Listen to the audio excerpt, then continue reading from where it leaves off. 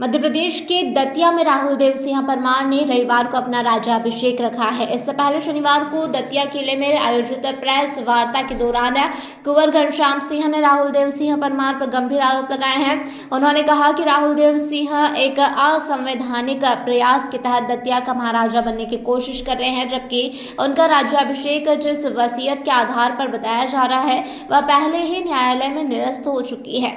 कुंवर घनश्याम सिंह ने स्पष्ट किया कि राज परिवार की परंपरा के अनुसार राज तिलक सिर्फ परिवार के ज्येष्ठ सदस्य को ही किया जा सकता है। उन्होंने कहा कि आज भी महाराजा अरुणादित्य देव को ही राज परिवार का प्रमुख और परंपरागत उत्तराधिकारी माना जाता है। ऐसे में राहुल का दावा न सिर्फ असंवैधानिक है बल्कि पारिवारिक परंपराओं के भी विरुद्ध है। घनश्याम सिंह ने राहुल देव सिंह को महत्वाकांक्षी व्यक्ति बताते हुए कहा कि उन्होंने पहले फिल्मों में प्रयास किए, फिर राजनीति में किस्मत आजमाई और असफल रहने के बाद अब अध्यात्म और राज तिलक का रास्ता पकड़ लिया है। उन्होंने बताया कि यदि राज्याभिषेक जैसा कोई आयोजन होता है तो इसके खिलाफ कानूनी कार्रवाई की जाएगी।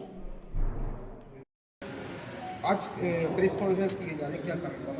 देखिए, कल रामनवमी के दिन 6 तारीख को राहुल देव सिंह हैं, जिन्हें आप लोग जानते ही होंगे, उनके द्वारा एक उनके निवास पर हेरिटेज होटल में एक कार्यक्रम आयोजित किया गया है जिसको राज्याभिषेक का नाम दिया गया और उसमें कहा गया है कि उसमें उन्हें दतिया का राजा घोषित किया जाएगा, महाराजा घोषित किया जाएगा, दतिया रियासत के राजा बनेंगे।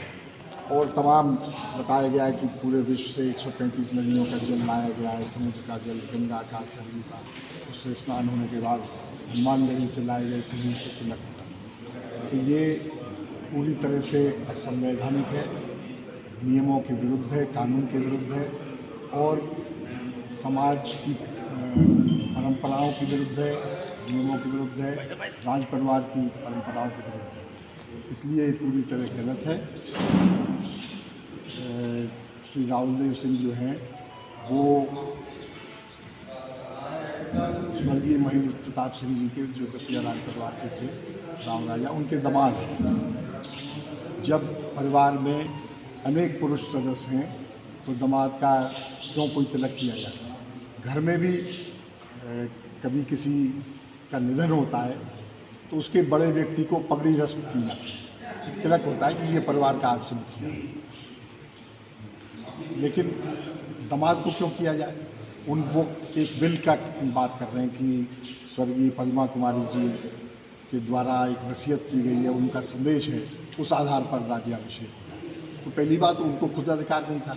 पद्मा कुमारी जी को, जो महाराजा गोविंद सिंह जी की पुत्रवधू थी, छोटे पुत्र की पत्नी थी, वो अपनी संपत्ति की क्या कर सकती हैं? कोई टाइटल थोड़ी दे सकती हैं किसी को। तो वो इसलिए वो पूरी तरह निराधार है, एक बात। दूसरी चीज़, मेरा आरोप है कि वो वसीयत ही कूटरचित है, क्योंकि स्वर्गीय पद्मा कुमारी जी का निधन अभी कुछ ही वर्ष पूर्व हुआ है। मैं उनसे खूब मिलता था। वो राहुल देव सिंह एवं उनकी पत्नी परिणीता राजे के भयंकर विरोध में थे, भयंकर, मतलब कई बार तो वो अपशब्दों का प्रयोग करती थी। तो इसलिए वसीयत उनके द्वारा किया जाना ही असंभव है, कूटरचित है। दूसरी चीज़, उन्हीं की एक वसीयत एक केस में, जो परिणीता राजे और उनके बड़े भाई पृथ्वीराज सिंह और उनकी परिणीता राजे जी की चाची सावित्री सिंह, उनके बीच में कोई संपत्ति को लेकर केस चला था। उसमें इन्हीं परिणीता राजे और राहुल देव सिंह ने स्वर्गीय पद्मा कुमारी जी की एक वसीयत प्रस्तुत की थी, जिसमें कहीं कोई उत्तराधिकारी बनाने का या कोई उल्लेख नहीं था। वो वसीयत भी कूटरचित थी। सावित्री सिंह जी ने अपने जवाब में कहा था कि ये वसीयत कूटरचित है। बाद में उनका आपस में राजीनामा हुआ। राजीनामा के अभिलेख में भी ये लिखा गया कि वसीयत निरस्त मानी जाए, शून्य मानी जाए, ऐसी कोई वसीयत नहीं होती। तो ये कूटरचित। दतिया से अनिल रजक की रिपोर्ट। बिरबल, हमारे महल की ये क्या बुरी हालत हो रखी है। इंस्पेक्टर साहब, यही है वो दरिंदा जिसने हमें दीवार में जिंदा चुनवा दिया था। गिरफ्तार कर लीजिए इन्हें। अनार करे तुमको तो मैंने जिंदा दीवार में चुनवा दिया था, तुम बाहर कैसे आई?